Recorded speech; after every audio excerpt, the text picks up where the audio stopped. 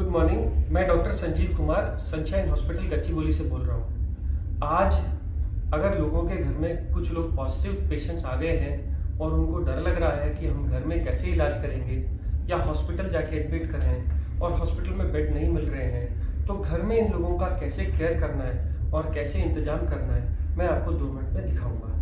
हम अपने घर में 3 सेक्शन बनाएंगे। ये है हमारे घर का पहला सेक्शन। पहले सेक्शन में वो लोग रहेंगे जिन लोगों को कोई बुखार, जुकाम या कोरोना के फीचर्स नहीं है। जाकर के सब लोग टेस्टें कराने का कोई बेनिफिट नहीं है। जो लोग इन्फेक्टेड नहीं है, जिनको बुखार नहीं आ रहा, उनको सिर्फ 2-3 चीज़ों की ज़रूरत है। रोज अपना टेम्परेचर चेक करिए, फ्रीक्वेंट हैंड वॉश करिए, अगर घर में दूसरे से इंटरेक्ट कर रहे हैं तो फेस मास्क का यूज़ करिए और सोशल डिस्टेंसिंग, 1 हाथ की दूरी पे रहिए। इतने दूरी पे रहने पे कोरोना के फैलने का डर ऑलमोस्ट निल होता है। तो वो सब लोग, जो लोग ठीक हैं, जिन लोगों को फीवर नहीं आया है, वो लोग अपने घर के उस सेक्शन में रहेंगे जिस सेक्शन में दूसरे इन्फेक्टेड लोग नहीं हैं। जिनको फीवर आ गया है और जुकाम, बुखार, खांसी हो रही है, वो लोग घर के दूसरे सेक्शन में रहेंगे और इन दूसरे सेक्शन के अंदर जो लोग नॉर्मल हैं वो उनको डिस्पोजेबल्स में खाने का इंतजाम करेंगे। खाने में क्या खाएंगे? खाने में कोई भी वेजिटेरियन फूड, क्योंकि भूख कम हो जाती है, स्मेल कम हो जाती है, इसको आने में 1 महीना लगता है। इन लोगों को लिक्विड डाइट, सूप्स, जूस या ऐसी चीज़ें जो वो लोग खुद मांग रहे हों, सब अलाउड है। खाने में किसी चीज़ की मनाही नहीं है। आपको इसके अलावा क्या इलाज करना है? इन लोगों को बुखार हो सकता है। बुखार वाले लोगों को आपको बुखार की गोली सुबह, दोपहर, शाम देनी है। अगर बच्चे हैं तो यही गोली आधी हो जाएगी। अगर बिल्कुल खाना नहीं खा रहे तो ORS का सोल्यूशन देना है। कुछ लोगों को vitamin B, vitamin C, vitamin B, मैंने प्रिस्क्रिप्शन अपने व्हाट्सएप स्टेटस पे एक प्रिस्क्रिप्शन डाला हुआ है। इस प्रिस्क्रिप्शन को अगर आप प्रिंट करो तो ये कहता है कि आप पहले तो 1, 2 और 3 विटामिन हैं, अगली 2, एक तो फीवर की और जुकाम, बुखार, खांसी और गले दर्द की दवाइयाँ हैं। ये दवाइयाँ आप लीजिए। इस पर्चे से आप ये सिम्टोमेटिक ट्रीटमेंट कर सकते हैं। नॉर्मली कोरोना वायरस एक नॉर्मल सा, माइल्ड सा वायरस है। 99% लोग इससे ठीक हो जाते हैं और उनको कुछ और चीज़ की ज़रूरत नहीं पड़ती।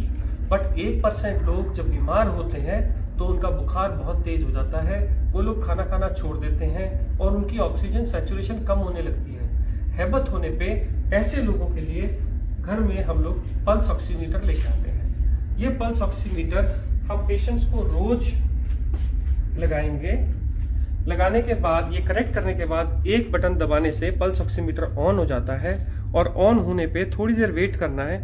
ये आपको पल्स दिखाने लगता है। जब ये पल्स दिखाएगा तभी उस वैल्यू को मानना है। जब ये वैल्यू आ जाएगी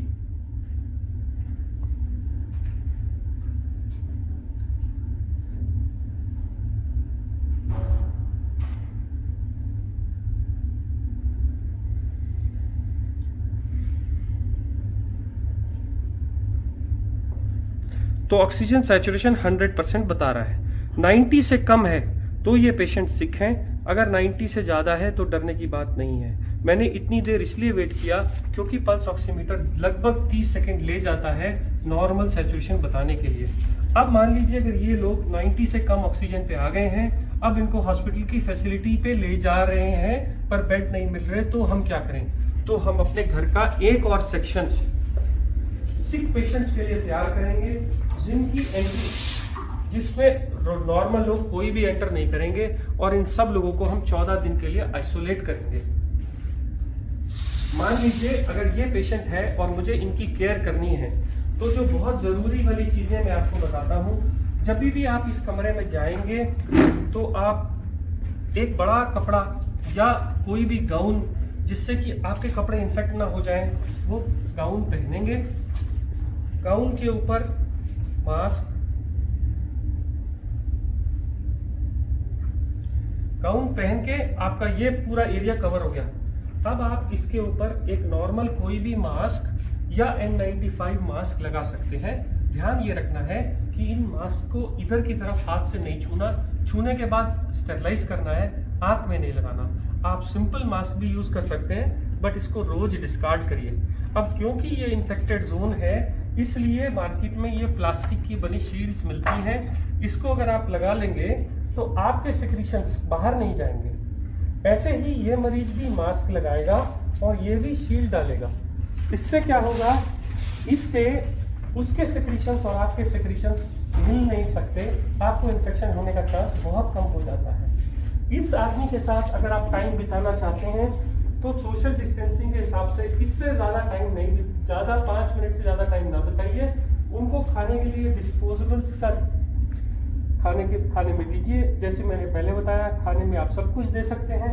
अब इन लोगों की केयर करते समय याद रखिए कि वो लोग खूब हैंड सैनिटाइजर्स या सोप का इस्तेमाल करें। इसके अलावा आप जब भी इन लोगों का सेवा करेंगे तो आप ग्लव का यूज करेंगे। हर बार ग्लव्स को डालने के बाद ही आप पेशेंट को टच करेंगे।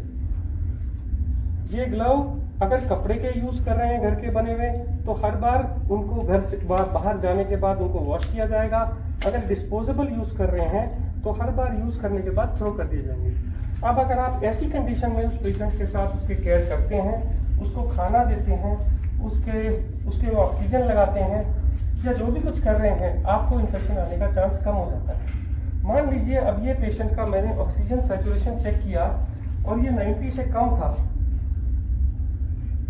मैंने पल्स ऑक्सीमीटर लगाया और ये पल्स ऑक्सीमीटर लगा के रहने दिया। ये पेशेंट को फीवर भी आ रहा है, इसका ऑक्सीजन भी कम है, तो मैं क्या करूंगा, मैं पल्स ऑक्सीमीटर को लगा ही रहने दूंगा।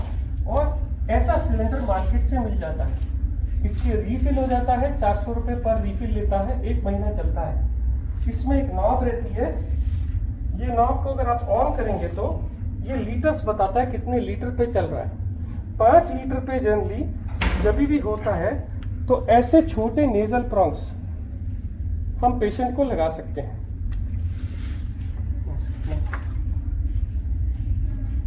ऐसे नेजल प्रॉन्ग लगा सकते हैं। नेजल प्रॉन्ग लगाने के बाद आप ये पल्स ऑक्सीमीटर की रीडिंग देखिए कितनी आ रही है। अगर ये 90 से ज़्यादा नहीं आ रही और पेशेंट को तभी भी हैबत हो रही है, तो आप ये नेजल प्रॉन्ग हटा के मार्केट से ये बड़े वाला मास्क ला सकते हैं। इस मास्क से अगर आप सिलेंडर पे लगाएंगे तो 10 लीटर तक एक पेशेंट को ऑक्सीजन दी जा सकती है। तब आप ऑक्सीजन चेक करिए, 5 मिनट वेट करिए ऑक्सीजन देके। इसके बाद भी अगर ऑक्सीजन इंप्रूव नहीं हो रही तो आपके पास लास्ट ऑप्शन बचती है हाई फ्लो ऑक्सीजन मास्क। ये मास्क के साथ एक गुब्बारा लगा रहता है, इसको जैसे ही हम ऑक्सीजन से कनेक्ट करते हैं तो ये ऑक्सीजन एक्स्ट्रा देता है और इसमें आप 15 लीटर तक ऑक्सीजन भर सकते हैं। ये गुब्बारा भर जाने के बाद जब आप लगाते हैं तो पेशेंट की हैबत या ऑक्सीजन सैचुरेशन इंप्रूव कर जाती है। इसको लगाने के बाद आप सैचुरेशन को देखते जाइए, जब वो 90 से ऊपर हो जाए उसको ऐसे ही रहने दीजिए। दिन में ये लोग मास्क 3 से 4 घंटे लगा सकते हैं और जैसे अगर हैबत होने लगे तो छोटे मास्क पे आ सकते हैं। और अगर हो सके तो सोते वक्त बेड एंड को थोड़ा ऊंचा करके रखिए। अब इस कमरे की सेफ्टी के लिए कि इन्फेक्शन बाहर ना जाए, घर का बना फिनाइल या कोई भी एंटीसेप्टिक सोल्यूशन से घर का पोछा मारिए। अब आप इस कमरे से जब बाहर आने लगे तो आपको सबसे पहला काम क्या करना है, ग्लव उतार के डस्टबिन में फेंक देने हैं और ये गाउन निकाल के आपको बाहर नहीं जाना। आप ये गाउन को हटा के उसी कमरे में छोड़ देंगे, मास्क शील्ड्स उसी कमरे में छोड़ देंगे और हैंड वॉश करके आप पूरा हैंड वॉश करके इस कमरे से बाहर आएंगे। 14 दिन तक अगर इन लोगों की ऐसे ही सेवा करी जाए तो ये लोग इम्प्रूव हो जाते हैं। अब इन लोगों की दवाइयों का क्या, मैंने जैसे पहले बताया था, मैंने अपने व्हाट्सएप स्टेटस पे एक और ट्रीटमेंट डाला है। ये ट्रीटमेंट उन लोगों के लिए है जिनको बेड्स नहीं मिल रहे, हॉस्पिटल फैसिलिटी नहीं है और दवाई देने का और कोई इंतजाम नहीं है।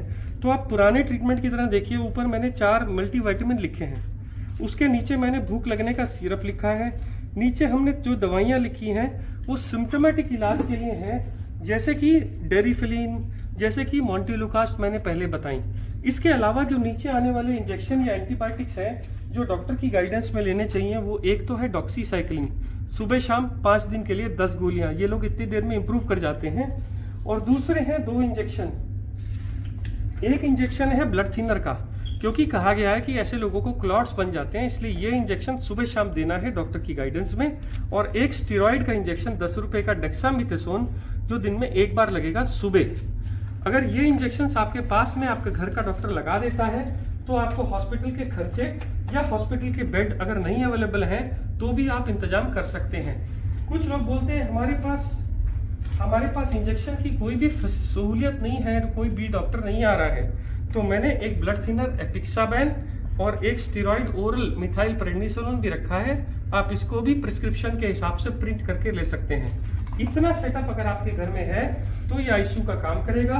मैं फिर बोल दूं, आपको sanitizer, face shield, face mask, bed जिसका बैक ऊंचा हो, 3 तरह के फेस मास्क, एक ऑक्सीजन सिलेंडर, घर में फिनाइल, एक कवर, बॉडी कवर जो सेवा कर रहे हैं। मेरा प्रिस्क्रिप्शन जो मेरे स्टेटस पे लगा हुआ है इसको प्रिंट करके रख लीजिए गाइडेंस के लिए, और कुछ दवाइयाँ जो सब उसमें रखी हैं। हर बार ग्लव्स का यूज करिए। ये एक आईसीयू सेटअप है, क्योंकि आज भी कोरोना की कोई स्पेसिफिक दवाई या वैक्सीन आनी है और इससे ज्यादा ट्रीटमेंट अभी भी आईसीयू में नहीं हो रहा है।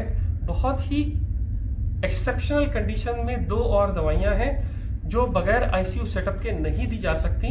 ये 99% इलाज हर लोगों तक अगर पहुंच जाए तो वो लोग जिनको मेडिकल सेवा अभी भी उपलब्ध नहीं है वो लोग अपनी सेवा या अपने घर वालों की सेवा कर सकते हैं। मैं doctor Sanjeev Kumar Sunshine hospital से बोल रहा हूँ।